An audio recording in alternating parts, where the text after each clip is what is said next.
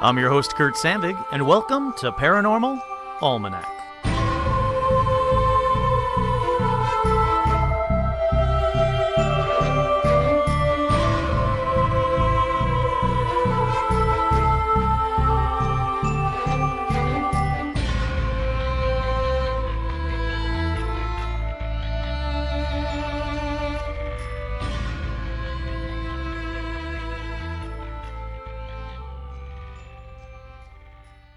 That's right, I am your host, Kurt Sandvig, and on this week's edition of Paranormal Almanac, well, let's talk about something that, based on the responses I got from a previous episode, you guys really seem to like, so I figured, let's do another one. I'm talking about a sequel to Ancient and Mysterious Objects. Some are more ancient, and most are less mysterious than you'd think. But first, as always, shout out to my patrons, and everyone should love them because of their support, they make this show sound better, look better, and frankly, have more episodes. So if you want to be like them, head on over to patreon.com/paranormalalmanac. Every dollar I get goes to making the show a better thing, I guess. Making the show a better podcast. Making Paranormal Almanac better. However you want to say it, your help goes a long way to doing it. Well, because frankly, I couldn't do it without you. Probably wouldn't do it without you. I would much rather take some time off and do a bunch of other things than come back and do this whenever I want if I didn't think anybody was listening. But people are listening, so I figured let's keep this ball rolling. Let's keep this train going, and let's do some shout-outs. Up first, we have shout-outs to Melissa, Angie, Manning, Megan, Jonathan, David, Joe, Rosa, Shelley, Lauren, Lily, Veronica, Martin, Lash, Todd, Jamie, and Elijah Hendrickson. Pause right here. Todd, Jamie, and Elijah Hendrickson took me to the Calico Ghost Town last weekend for a ghost tour of the mines. So it was really cool. I passed by the Calico Ghost Town a million times on my way to Vegas. Never thought to stop by. I didn't think much of it. So glad they took me. It was a blast. I can't thank them enough. It was so much fun.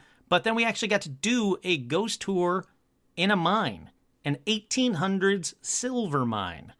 So we didn't see any ghosts, unfortunately, but it was really neat to do a ghost tour in such an odd location or a unique location. So once again, I thank them. Back to shout-outs. Kira, Maggie. Hi, Maggie. Hope the move's going well.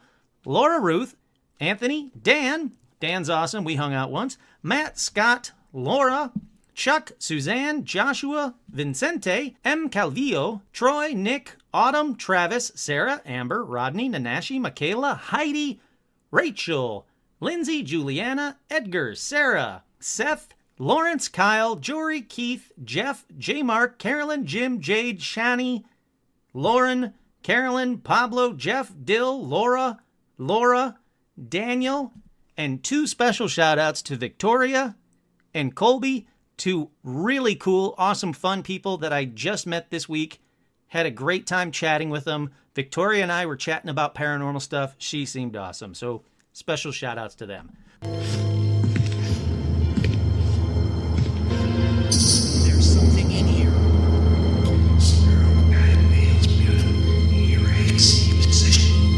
What was that?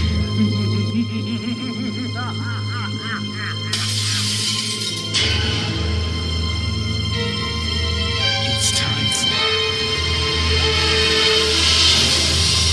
Paranormal News. Now, the first story of Paranormal News is one that a lot of you sent me, which I love. Please, send me more. I love these things.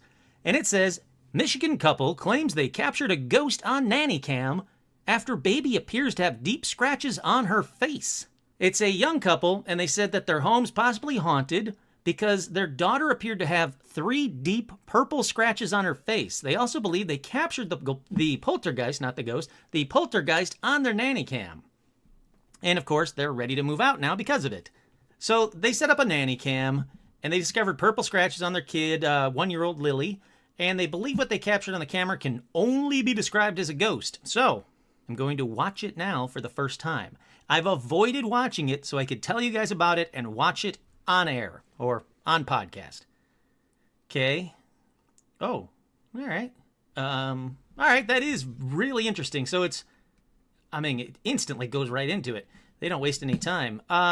So it's a nanny cam. There's a kid in a crib, one of those foldable cribs, and then there does seem to be somebody behind the kid, and it just kind of goes off to the left. Obviously, I'll put they're definitely see-through. Obviously, I'll put this on the Facebook. I gotta watch that one more time. Hold on a second. Okay, what are they doing in the very beginning? They do kind of fade off to the left. I'll be honest, I don't know what to make of this one. It's not a long video, that's for sure. They play it again. All right, let's see. Yeah, it just kind of fades off to the left. I don't know if it's a ghost image, and I mean ghost image in the video sense, like this has been recorded over and over again, or is it a ghost image because the person is far enough away from the IR light that it's only partially picking them up? I don't know. I don't necessarily know if it's a ghost. I wish they would have shown what time it happened at. They would have left it a little bit unedited so I could see what was happening before and after, what the parents look like when they're in the room, that kind of stuff. It's interesting. Don't know if it's a ghost, but I want your guys' opinion. I'll post this up on Facebook. Let me know what you guys think. Is that a video of a ghost? And the ghost doesn't walk up and scratch the baby or anything, so I have a feeling that, I don't know if you've ever been around babies, they have really sharp nails, like seriously sharp nails, and they scratch themselves all the time. A lot of people put little like mittens on their kid's hand. Now this kid looks like they were standing up. She was standing up. Lily was standing up, so they're a little bit older for that. But I don't know. I'm thinking the kid scratched herself in her sleep, but what do I know? Alrighty, next up we have mysterious planet-wide rumble may have come from the largest underwater eruption ever recorded. Now, on November 11th, 2018, a deep rumble was heard around the world. I even talked about it on this podcast. And one that humans couldn't feel, but registered quite clearly on the seismometers. Well, it appears that it originated 30 miles east near Madagascar, a place called Mayotte, and it seems to have been the largest... Oh, and everybody was saying, it was like a giant prehistoric sea monster roaring or some of that BS. But it seemed to be part of a prolonged seismic sequence that had started in the area back in May of 2018. But the very low frequency in November stood out because it wasn't immediately obvious what caused it. Well, now it looks like they do know, because researchers at the French Geological Survey and France's École Normale Supérieure, well, they think they know exactly what caused it. And they said, not surprisingly, the rumble is definitively being generated by volcanic activity of some sort. So basically, some massive underwater volcano just growled, just rumbled, and we heard it. Now, this is still terrifying because the Ring of Fire affects other things on the Ring of Fire, and it usually sparks more volcanoes, which seems to be happening, more earthquakes, which again seems to be happening, and considering I live in California, I don't particularly like earthquakes. But more importantly, volcanoes seem to add pressure or seem to cause other volcanoes, including the supervolcano under Yellowstone, which, for everybody's sake, we hope does not erupt. Alrighty. And I hope you guys realize why, because it's an earth killer. Alrighty, next up, one of my favorite celestial objects, I guess you'd call it. Favorite things in space, interstellar object, that's it. One of my favorite interstellar objects, Oumuamua. Well, it may not be so mysterious after all. I've talked about this a few times, and this is that weird cone-shaped looking, cigar-shaped looking object that went through our solar system that everybody was like, it doesn't act like a comet. It doesn't act like an asteroid. It's got to be some form of alien spaceship. Well, now they're saying that it probably isn't anything extraterrestrial. Probably. They said that they can see a elongated pill or capsule-like object emitting vapors of vaporized particles like a jet, mostly water vapor, which might explain why we don't see any tail. This also says why it's going through the solar system the way it is. It's on its own little trajectory as the sunlight or whatever star it passes by heats it up, and then it cools off, then heats it up, and then it cools off. So it's just shooting around, being all weird, cigar shaped like. Probably not a UFO. I do like that they say probably, though, because that's what everybody sticks with. Oh, probably means it could be. Yeah, it might be. Okay. So that was paranormal news. Let's get actually to this topic because it's going to be a long one. Hopefully you guys don't mind this. It's going to be a big one. And let's get started with the very first one up on this list. And the first one on this list is called the Sky Stone. Now let me tell you about it first before I, dash everything. The first Sky Stone, I don't know why they call it the first one, it seems to be the only one, was discovered in a village outside of Freetown, Sierra Leone in 1990 by Angelo Pittoni. So 1990, Angelo Pittoni, very sketchy looking, or a very sketchy archaeologist or discoverer, if you will. I say sketchy because he doesn't really have the respect to the scientific community. But anyhow, he finds this eerie blue stone. And it seems to be the only one of its kind because this stone is made mostly from oxygen. 77% oxygen, 20% carbon and lime, as well as silicon and other materials. But 77% oxygen, that's the thing that everybody wants you to know about. So this rock seems to have been created by whom? Aliens, gods? Depending on which article you find or which website you go to, they go real batshit crazy down rabbit holes about this, but who knows? So let's find out. Well, based on a bunch of websites about the Sky Stone, they all say researchers agree that the blue rock isn't similar to any type of mineral in nature. In fact, they aren't even sure if it's of this earth.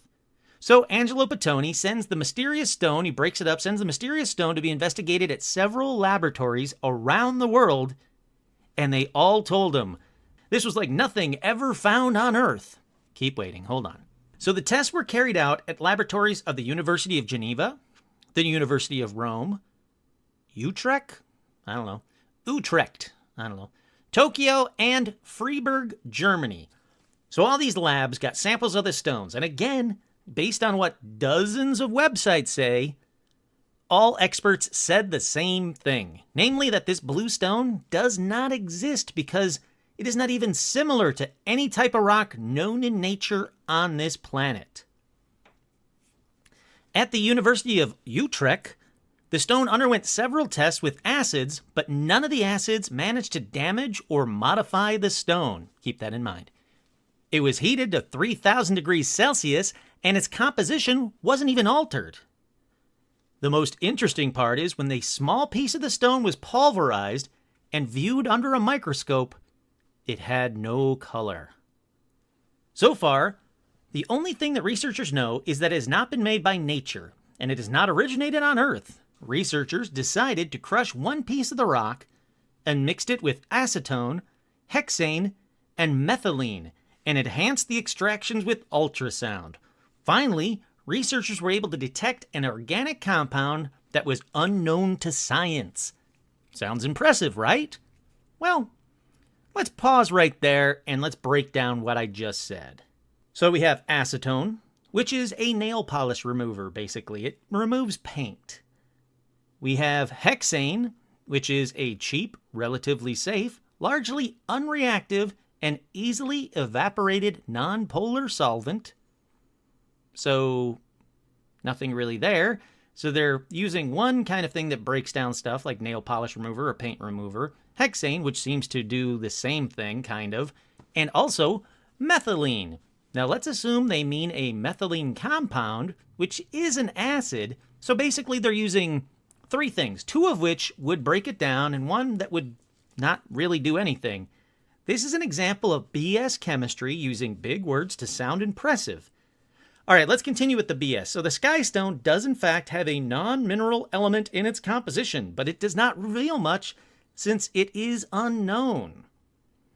Another mystery, again, don't worry, I'm going to debunk all this. Another mystery related to the Stone of Heaven, why they named it that is one of those rabbit hole-y things, is that this artifact is always found in soil layers dating to at least 12,000 BC.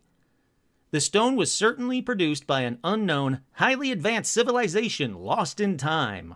Why? No one really says, because it's BS. Incredible? Nope. Just crap. utter bullshit. And here's why. It named the universities, the laboratories that carried out these experiments. So guess what I did? I contacted all 5 schools that were said in the story, and none of them had even heard of the supposed sky stone, let alone had or tested any ever. And no, this isn't some kind of government cover-up. They just didn't do it at all. I spent the time to email the labs, and basically all I got back was a, what the fuck are you even talking about kind of reply, but professionally done.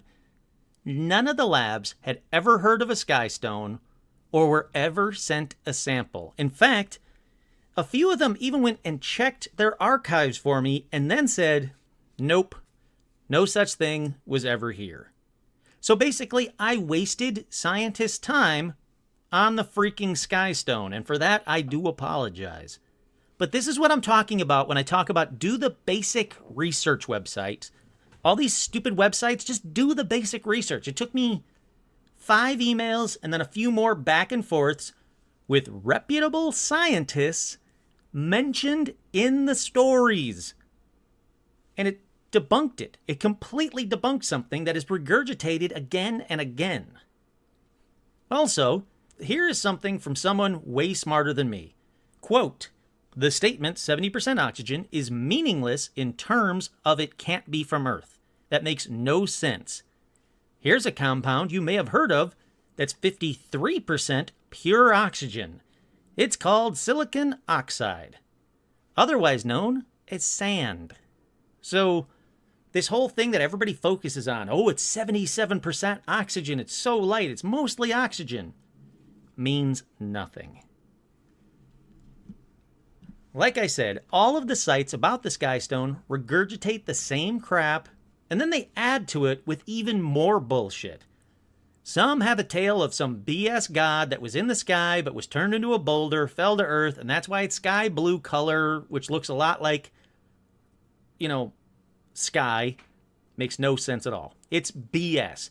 And then there's other ones that say, well, it looks like nothing on Earth. Well, it looks a lot like impure, poorly formed crystals of copper sulfate. That's what it looks like.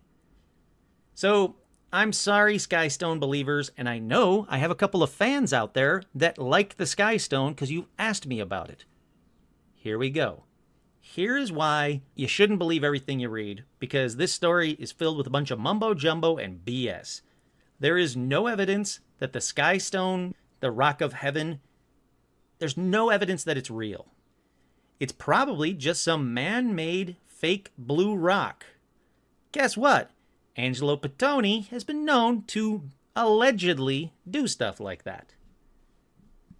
Now, that being said, there is a real sky stone, but it's not nearly as interesting or woo-woo. It is the name of a stone that might have had an astronomical significance to the, and I'm going to get this wrong, and I apologize, Native American fans, the Puyallup tribe, Puyallup. So basically, these Native Americans called the Puyallup, I don't know, I'm sorry, tribe. Well, they had this stone. It had over 20 pits pounded onto its surface that appear to be man-made. The holes seem to point towards both astronomical and geographic features, and they point in the direction of Polaris, Sirius, the Little Dipper, and Orion. It was probably used to predict lunar standstills. Most of the holes aligned with the sun's position on the solstices, which may have allowed Native Americans to predict the changing of seasons. The stone was discovered during a suburban housing development project in 1999. It's listed and preserved as an archaeological site by the Washington State Office of Archaeology and Historic Preservation. So, one sky stone is BS, the other sky stone is real, but with no BS attached to it. Now, this next one on the list sounds like something out of a Hawaiian Brady Bunch episode, so I'm gonna guess it's cursed. A green gold obsidian spear point was found in the volcanic Haleakala? Hold on, let's find out how to pronounce Haleakala, because I should have done this before the episode started, but why wait till then? Okay. Haleakala. Haleakala. Haleakala. I gotta keep saying it till I get it to that point again. Alrighty. Hi, Stitch. So a green gold obsidian spear was found in the volcanic Haleakala crater by Brian Axtell and Trevor Carter in 2009. And it seems like it could be legit. There's more. While they were looking around the crater, they stumbled upon something that shouldn't be anywhere near Hawaii. Something that seems to be very ancient and Mayan. That's right, that green gold obsidian spear point is a Mayan artifact. Now, scientists are hesitant to say it's real. Some say the edges aren't sharp enough to be a real Mayan spearhead, so it could be a replica sold to tourists for years. But the interesting thing here, though, is where it was found. It's not a place people should be walking around. It was found inside the main vent, the main caldera, which is about the size of Manhattan. And the only peoples that really seem to go this deep in the volcano crater would be ancient Hawaiians who use the crater as a burial location. But Hawaiians don't mark their burials because if someone could access your burial cave, they could take your grave goods and your power. Some scientists, I should say, suggest that an exotic and reflective item from a foreign land might have been used as a grave good and percolated out or had been blasted out of the ground in more recent times. So again, this Mayan spearhead, it is possible, it's really old, and it's really real. Here's the frustrating part of this. Tests were supposed to be done on it in 2014, but I can't find the results anywhere. So for now, there might be an ancient connection between the Mayans and the Hawaiians.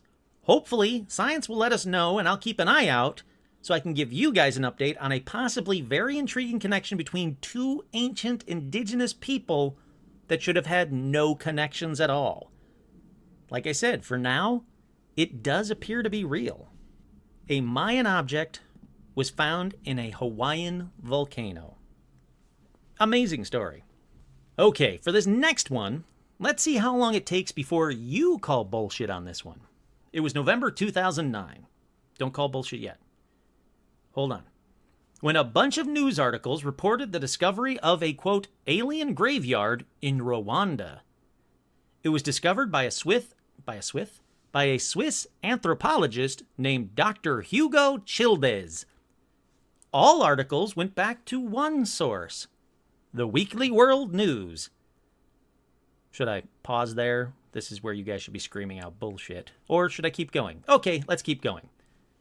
So, a quick Google search of Dr. Hugo Childez only links back to, you guessed it, an article by the Weekly World News about an alien graveyard in Rwanda.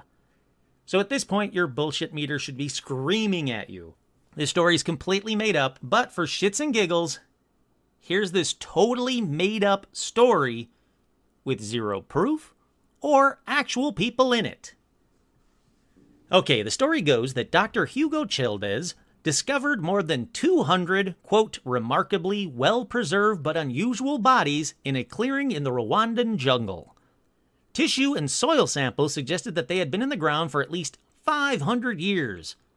Now, did I mention they look weird? Well, they were taller and more slender than humans, standing about 7 feet tall and about as thick as small saplings, although their heads were larger than the average humans. They did lack a mouth, nose, and eyes, and because of this, Dr. Childez assumed, quote, they communicated with each other telepathically and moved around like bats with some kind of biological radar. Okay. Now, the bodies were supposedly stacked in groups of 5, and Dr. Childez believed that 200 aliens were part of a single landing party that encountered a deadly virus. Some of them must have survived because there is no evidence of a spaceship to be found. Shockingly, and by shockingly, I mean not shockingly at all, the only photograph in the report does not show any bodies at all, just a collection of rocks in a small trench, because why take a photo of the actual alien bodies when you have a bunch of rocks in a small trench? Now, not surprising for regular listeners, This story is repeated and regurgitated all over the internet with videos and supposed proof, yet none of the videos are actually of the video of Rwanda. None of the proof has anything to do with anything because, again, this story was made up by the Weekly World News. Dr. Hugo Childez, who gives people interviews on some of these sites, does not exist. They quote him on other sites. He does not exist. And this isn't the only alien cemetery supposedly found. So heads up, this next one is a double debunk for this episode. This next one, it all starts in China in 1962, or 1947, or 1937, or some other random date, because nobody has a cohesive structure of story for this one. It's all BS. It's some random date in the remote mountains of the Bayan Karaula region of the Tibet-China border. Here, a Chinese archaeologist named Zoom Nui found a graveyard for the remains of short little beings with large oval heads in caves. So they find these little tiny heads, or these tiny beings with large heads in this cave. Along with the bodies, this archaeologist, that, surprise, never existed also, this archaeologist found 716 stone discs lined with spiral grooves. The story goes the discs were sent to various people. No, they weren't. Including an unnamed Chinese professor who said that the grooves were actually written characters, and a bunch of museums. No museums have ever received a Dropa stone. So they sent them out to a bunch of museums. That unnamed professor actually translated the unknown text, and it was the story of the Dropa or Drapa aliens. Doesn't matter because it's not real. It doesn't matter. Who crashed their spacecraft in the region 12,000 years ago and ended up staying on Earth, being hunted by some people, but befriending others. Now, there's even more BS on Wikipedia, because the stones were then sent to Russia. Now, remember how a bunch were sent all over the world? But anyhow, apparently they got them all back, and then they were sent to Russia, where a Dr. Vyacheslav Sazev did experiments on the discs, and they hummed in bizarre fashions. So let's go down that rabbit hole for a second. Let's forget the part about somehow all the stone discs were rounded up and given to one Russian in the 60s, because that's what you would do with Chinese discs that were found on the Tibet-Chinese border. So, this Russian never existed either. Here we have two options for his name. He's either, quote, a Russian former volleyball player who competed for the Soviet Union in the 1976 Summer Olympics, or, so he's probably not that one, or he's a Soviet/Russian fashion designer, painter, graphic artist, and theatrical costume designer. So, my money's on that one. Now, those are the only two I could find online, and I doubt either is a Dropa stone sphere expert. All right, quick recap for everybody, because I went down a few rabbit holes. We have a Chinese archaeologist that never existed. Looked her up. Didn't exist. Only links back to this story. Finding bodies that never existed, and spheres that never existed, that were sent to a Russian scientist that never existed. But wait, there's more. Because Ernst Wegerer, who is an Austrian engineer who might or might not have lived, but I can't find anything else about him other than references to this story, so I'm not going to say he doesn't, but chances are he doesn't. Well, in 1974, he visited the Banpo Museum in Xi'an, China, and guess what? There were the discs just sitting there on display. Unfortunately, I couldn't find any way to contact the museum at all. So I'm just going to guess none of this is real because I can't find any clear photos of the Dropa discs in the museum, Dropa, that they were supposedly on display for years. This is a very popular museum that a lot of people go to that I could find billions of photos of, but none of these supposed discs. And the story goes, he asked about this. So anyhow, The story goes, he asked about the discs, but the manager didn't know anything about them. So, like every museum never, the manager opened the display case and just handed this Austrian engineer tourist the discs. And of course, he then started taking photos of them. Then, by 1994, both the discs and the manager had disappeared from the museum. Dun, dun, dun. Whew. All right, that was a whole lot of crap for one short story. So those photos, they are photos of discs, but this guy said, well, because of the flash, you can't really see all the crazy cool writing, and obviously none of that is on there because of the flash. Well, a lot of people seem to think that the discs that he took photos of are jade discs that are in museums in China, might have been in the Museum of Banpo in 1974, but are not the Dropa stone discs at all. So again, a lot of people in this story. None of them are real. One, maybe Ernst is real. We don't know.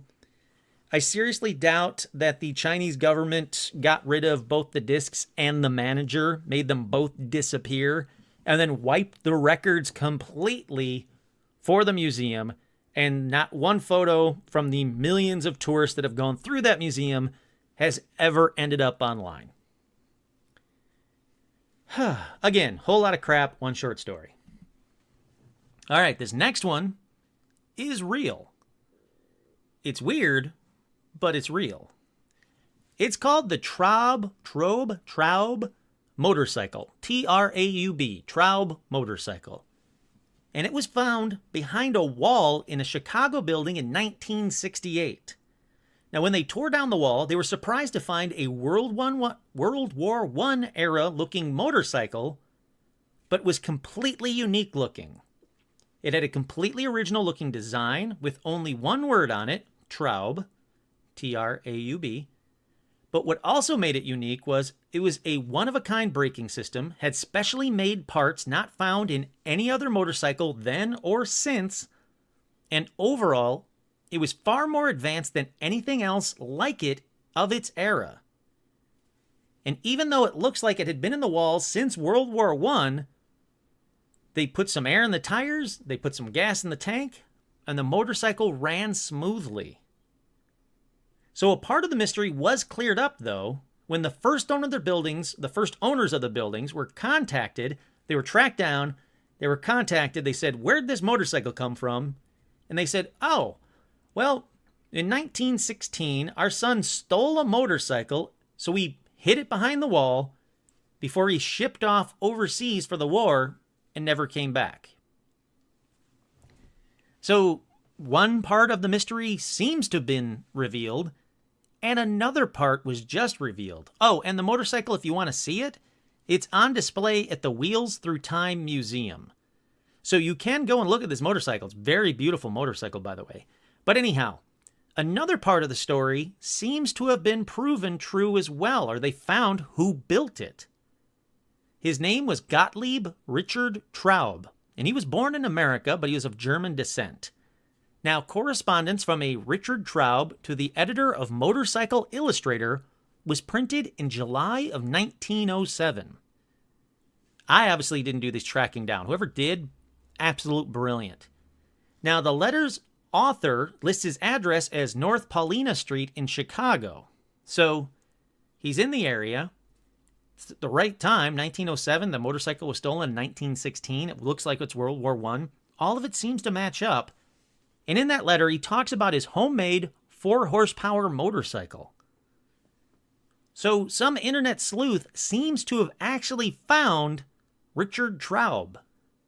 Now, he seemed to have been a motorcycle inventor, but here's the odd thing.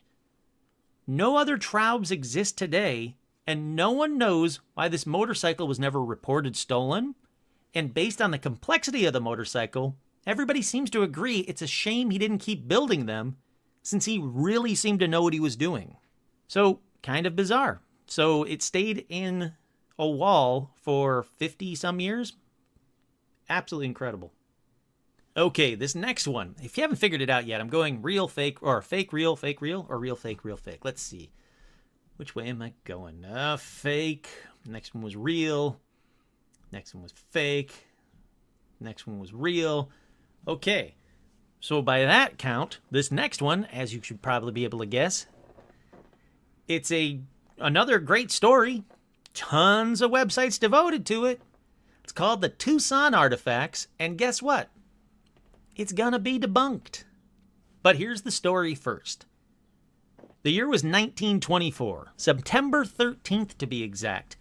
A man named Charles Manier and his father stopped to examine some old lime kilns while driving northwest of Tucson on Silver Bell Road. And this is where he saw an object sticking out of the soil, only a couple of inches. So he digs it out, and to his surprise, it's a 20-inch long lead cross, which weighed 64 pounds. That's right, 64 pounds. It's a big freaking cross. And it wasn't the only thing they found, because for the next 6 years, they dug up and found a total of 32 objects. Now, this stuff was found in a lime cement. And that lime cement can happen naturally over a very long period of time, or it can also happen really quickly and be man-made. Remember that man-made part, okay?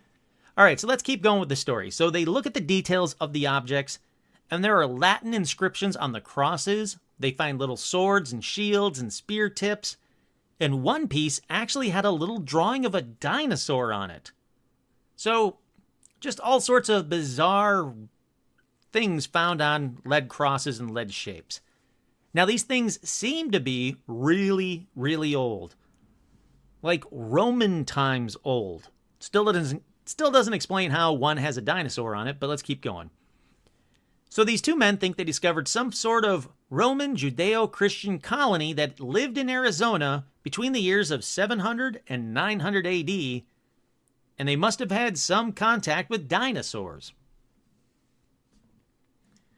All right, so let's pause right there. If these objects are real, this is a historic find. How did this colony get to Arizona? How long did they survive there, and what happened to them? Surely there should be an entire living quarters type archaeological site there if this was the case, right? Well, there's two scientists that every site that talks about this story use as scientists that 100% believe they are the real deal. Those scientists are Byron Cummings, who is the founder of the Classics program and archaeology at the University of Arizona from 1927 all the way to 1928. And he died in the 50s before the hoax findings really ever blew up. Then there was Neil Judd, who headed the Smithsonian excavations at Chaco Canyon. They both supposedly believe them to be genuine. A ton of sites say these two real people, and they both existed, these two real guys, Brian Cummings and Neil Judd, well, they're scientists, and they went down and looked at these objects, and they said these are 100% real. Well, they didn't at all. In fact, this is what they said at the time. Neil Merton Judd, curator of the National Museum at the Smithsonian Institute, happened to be in Tucson at the time of the discovery of the objects, and after examining them, thought they were fakes and found nothing that led him to believe they were genuine. Boom. Actual quote from this guy, Neil Judd. He was there. He looked at the objects. He examined them. They were fake, nothing more.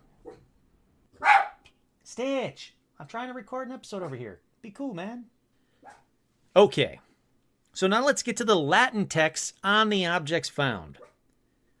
What they determined was these were random sentences in Latin, and a very simple search of books available at that time showed that, yep, someone had taken random Latin sentences from very readily available books and transcribed them on the lead objects.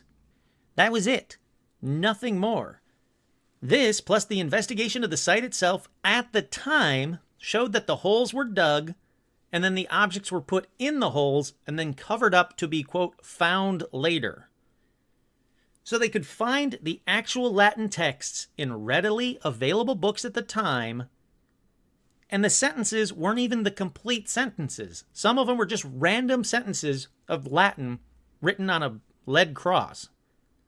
So, again, it's a pretty slam dunk indication to me that this is a badly done hoax. But again, there is a ton of websites and books, by the way. I actually wrote to the guy who's the, quote, expert on the Tucson artifacts that wrote a book about them. And I said, hey, in your book, you quote these two guys as saying it's 100% real, yet that isn't the real quote. In fact, they said they thought them to be fake, nothing more. What can you tell me about that? And surprise, surprise, he never emailed me back. Big shock. Even more surprising, he's selling a lot of books about this obviously fake thing that he says he's decoded and they're 100% real and it shows proof of yada, yada, yada BS. It's crap. Alrighty, next up is a quick one, and it's not a real one. Sorry, I know I was going down that pattern, but let's talk about the solid Muldoon. It was created by a man named George Hull, who created the Cardiff Giant. Now, I talked about the Cardiff Giant on a former Mysterious Objects episode. Well, George Hull, quote, found the solid Muldoon, which was a nude, petrified, totally real and not fake at all, like his last one that he, quote, found rock giant. This is the real one. He found another nude, petrified rock giant. What are the odds? Now, George Hull went a bit crazy trying to convince people that this giant was real. He actually went around going, hey guys, this rock giant is totally real. Not like that last rock giant that was instantly determined to be fake.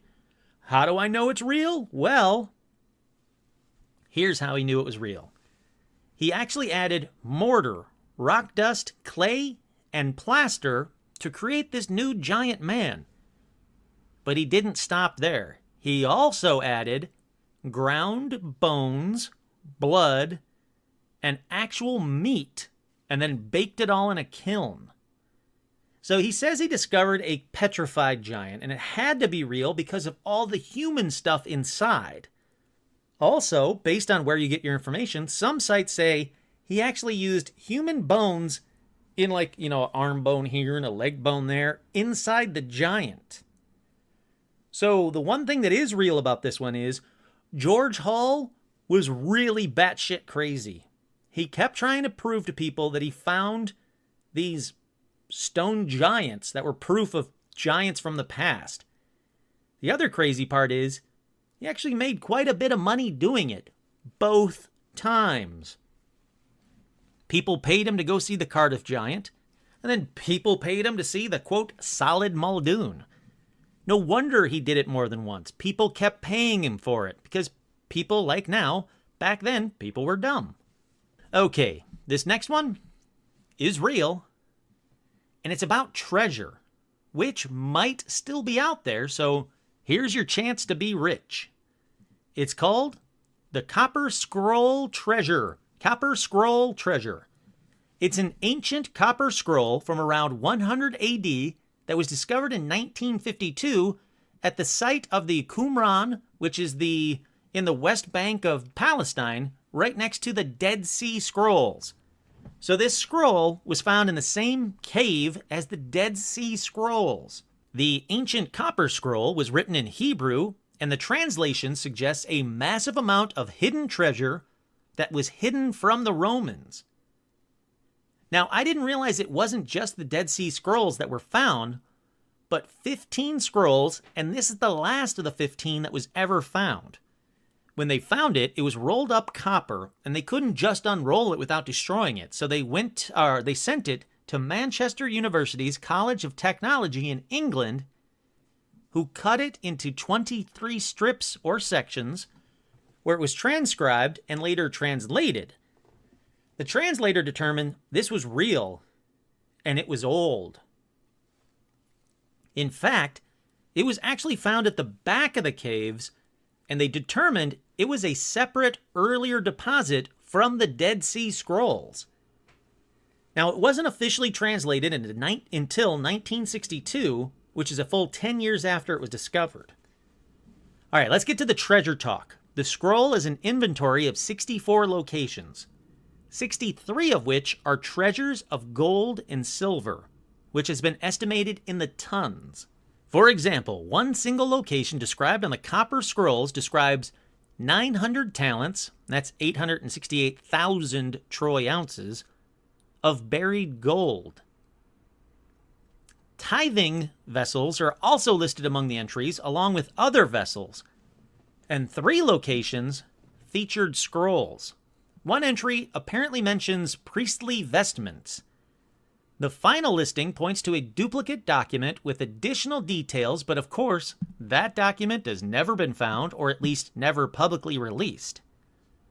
The wording structure is basically like this. 1. General location. 2. Specific location, often with distance to dig. And 3. What to find. All right, got it? Here we go. 1-1.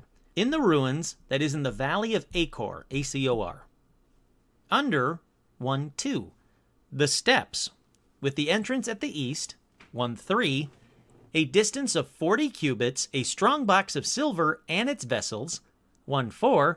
With a weight of 17 talents. And then the last thing is like 3 Greek letters.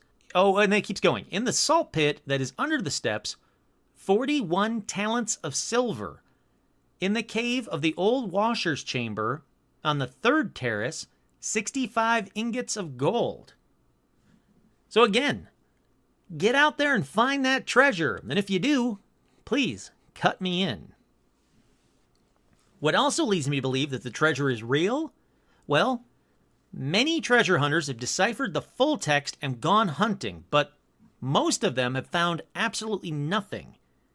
Here's a theory why. And I kind of agree with this theory, by the way, but we'll get to a reason why I'm not 100% convinced. So the main theory by all these treasure hunters is that the Romans found the treasure and it's gone. Another theory is the Knights Templar found themselves the treasure. They found the 2nd scroll and the treasure, and if you go down that rabbit hole, this is the treasure that they deposited on Oak Island. So if you watch Curse of Oak Island, this might be that treasure they keep talking about. Now, there is one treasure hunter, though, who might have really been on the right path, and this leads me to believe that these things are real, but who knows if the treasure's real. It's a man named Barfield, and in 2007, he used his map-reading skills to triangulate.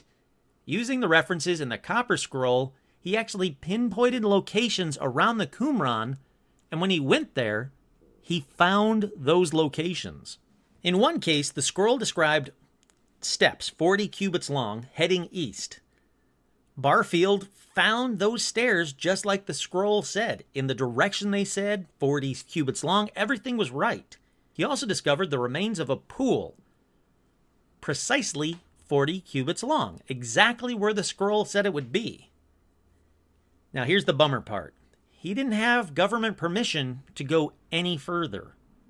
And with the current political climate, it doesn't look like he's going to get permission anytime soon. So he actually found this stuff, went there, found the steps, found everything like it said, and then couldn't get to the next step. The government stopped him, and like I said, it doesn't look like he's going to get permission anytime soon. So you can go there, probably not legally, and if you find the treasure, they're probably going to take it from you anyway, or kill you, or something terrible is going to happen to you. So please, if you're going out to find this treasure, don't do it because I told you about it. Because I would feel bad if you got, killed. Alrighty, you can't have a mysterious object episode without mystery coins. These particular mystery coins were found in 2016 during an excavation of an ancient Japanese castle called the Katsuren Castle in Okinawa. Now, initially, they thought the coins would turn out to be the pennies thrown by American GIs back in the war for good luck. But when they actually examined the coins, they discovered that these coins weren't American pennies, but ancient Roman coins from 320 to 370 AD. What I can tell you is the story's real. It actually happened. They found the coins. And no one knows how the coins got there because there was no known connection between the Romans at the time and the Japanese. It's thought maybe the coins, which would have already been old at the time, were used as trade or curiosities by merchants in the castle coming from China or Southeast Asia, but other experts now think that the Romans did indeed have contact in this region between 300 AD and 370 AD, which would rewrite a lot of history books. So again, this one is very intriguing to me. I love it when history gets rewritten because of science. I also like it when they find mystery coins, because most times mystery coins turn out to be BS. This one doesn't seem to be the case. It seems to be real. Okay, this next one isn't exactly paranormal. Actually, it's not paranormal at all, but it is one of North America's earliest cave paintings ever, and for that reason alone, I wanted to add it to this list. It is ancient, and it is mysterious. It's a 24-foot-long painting, and it's located in the lower Pecos River Canyon in southwest Texas. And it's called the White Shaman Rock, and it was done by the, the Huchol. All right, back to pronunciations. Huchol, Spanish. Huchol. And it was done by the Huchol tribe, which is a tribe that lived there, the Native American tribe that lived there. It was a hunter-gatherers tribe, and they basically avoided contact with European settlers based on their remote Sierra Madre Mountains habitat. Now, the paintings were done 2,000 years ago.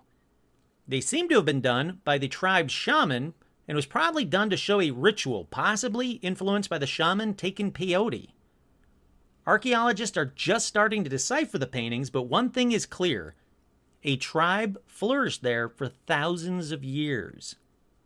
They were called the Huchol tribe, one of the oldest paintings ever in North America. Very fascinating to look at. It's kind of neat too, so maybe I'll throw a photo up on Instagram and Facebook. If not, you should definitely take a look. Up next is a short one. It's called the Alaska Artifact. Basically, a team from the University of Colorado was researching prehistoric climate change in 2011 when they stumbled upon something strange. It was a 1,000-year-old Eskimo settlement at Camp Espenberg in Alaska. Now, in this 1,000-year-old Eskimo settlement, they found an object. It's a bronze object, and it resembles a tiny belt buckle. And it seems to have been made from a mold. So it's even bizarre. It's the fact that it's really old is very interesting. They don't know how it got there. But the fact that it was made in a mold so long ago is even stranger. It seems to be the only ancient artifact of cast bronze to ever come from Alaska. So it's basically a broken ring fastened to a rectangular frame, and it had a leather strap attached, again, like a belt buckle. Depending on what place you get your research from this one, or what site you go to for this one, radiocarbon dating placed the leather at around AD 600, but they don't know how old the bronze itself is. They do think that it wasn't worked in Alaska, and it had to come from somewhere else, probably East Asia. Now, it could have been traded and passed through generations and generations as a valuable heirloom, or it could literally be a 1,000-year-old cast bronze object, which is the only one of its kind. Okay, this next one can't really be proved or disproved, so let's just tell you the tale of a chain that was found in coal in 1891. June 11th, 1891, a woman named Mrs. Culp went to get some coal for cooking when she noticed a gold chain sticking out of the middle of the coal. Now here's what the local paper, the Morrisonville Times, said about it. Investigators concluded that the gold chain, which is described as being of, quote, antique and quaint workmanship, had not simply been accidentally dropped in with the coal by a worker, since an examination of the item clearly displayed some hard fragments of the coal that still clung on to the links of the chain, while the part of the coal that had been broken apart also still bore the distinct impression of where the chain had been encased in it. It goes on to say, Mrs. Culp thought the chain had been dropped accidentally in the coal, but as she undertook to lift the chain up, the idea of it having been recently dropped was shown to be fallacious, for as the lump of coal broke, it separated almost in the middle, and the circular position of the chain placed the two ends near to each other. And as the lump separated, the middle of the chain became loosened while each chain remained fastened to the coal. So, it really does seem like some ancient peoples created a gold jewelry chain, and they dropped it where over thousands of years coal formed around it, only to be found by Mrs. Culp. Now, these types of stories almost always turn out to be fake. This one might be fake as well, because there is a big red flag on this story. Mrs. Culp's husband, named Silas, was proprietor of the Morrisonville Times, and as you know, these types of stories sold newspapers. Also, he was the town's jeweler, so he would know how to make such an ancient-looking chain. So is it real? Probably not. Can I prove that it's bullshit? Nope, not at all. There was a newspaper article about some gold chain found in coal. Mrs. Culp does exist. Silas does exist. It's probably fake, but again, there's no way for me to prove it, so I'm just leaving it here. And not shockingly, it's not the only time gold was found in rock, because the Times of London in 1844 did a story. Now, unfortunately, I can't find the actual article, so here's your grain of salt warning. But the article supposedly said, men quarrying rock near Tweed, England, discovered a gold thread embedded in stone about 8 feet down. The thread, once removed from the stone, was sent to the offices of a local newspaper called the Kelso Chronicle. The rock was determined to be 300 million years old, and the gold thread was embedded through the entire piece of rock. All right, here's the problem. Besides the no other description of the rock, the gold thread, no facts about what kind of rock it was, how big the rock was, how it was being quarried, how long was the gold thread, how thick was it? Was it milled or looked like it had been handmade? Was it a natural vein of gold? None of this was said. And like I said, I can't even find the actual article, so huge grain of salt with this one. In my opinion, they struck gold and immediately thought it was fake gold, or immediately thought someone put that gold there, which seems kind of dumb to me because in 1844, they knew exactly how gold was found. Alrighty, with that, we're coming to the last one of this episode. This one's real. People still find them to this day, and they are cool. They're called witch bottles, and in the 15th, 16th, and even the 17th century, these witch bottles would be filled with the victim, and by victim, I mean the person who believes they had a spell put on them by a witch. It was filled with the victim's hair, fingernails, urine, sometimes a red thread. Later witches' bottles were filled with rosemary, needles and pins, and red wine, plus written charms. Now, these bottles were then hidden, usually buried in the farthest corner of the property, under the house, buried under the fireplace, or placed in the walls. Now, it was believed that after being buried, the bottles would capture the evil, which was impaled in the pins inside the bottles, or drowned by the wine, or released by the rosemary. But here's the thing.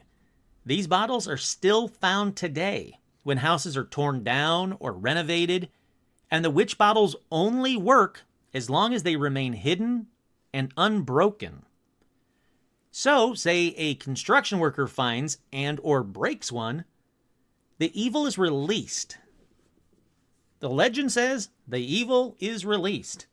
So, some seriously ancient evil may be being released as these bottles are being found. So what do these bottles look like so you know not to mess with one? Well, some are brown earthenware with a face on them, and the face will have a beard. And these are known as the Bellarmine jug, after the Catholic Inquisitor Robert Bellarmine. But others are just plain glazed jug-looking things. So basically, long story short, if you're remodeling or tearing down a very old house and you come across a bottle, don't break it. Don't open it. If I were you, I would bury it again.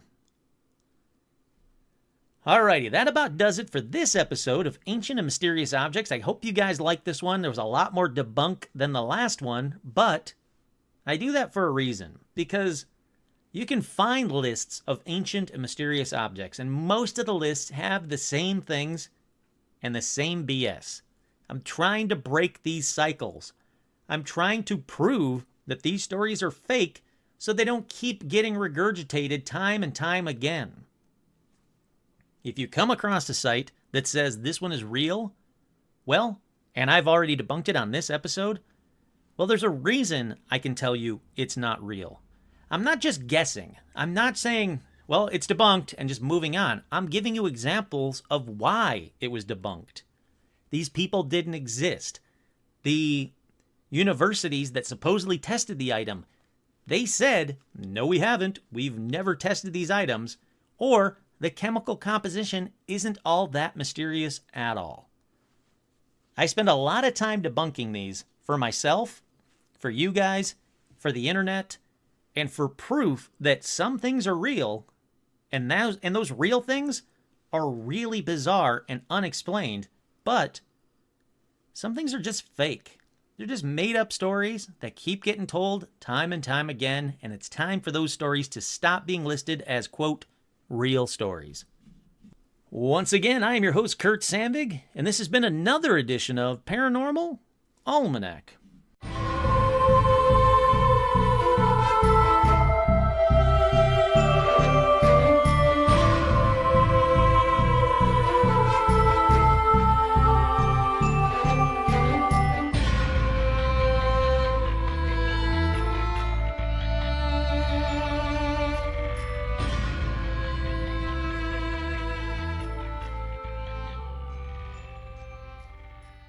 Seritsimo stan.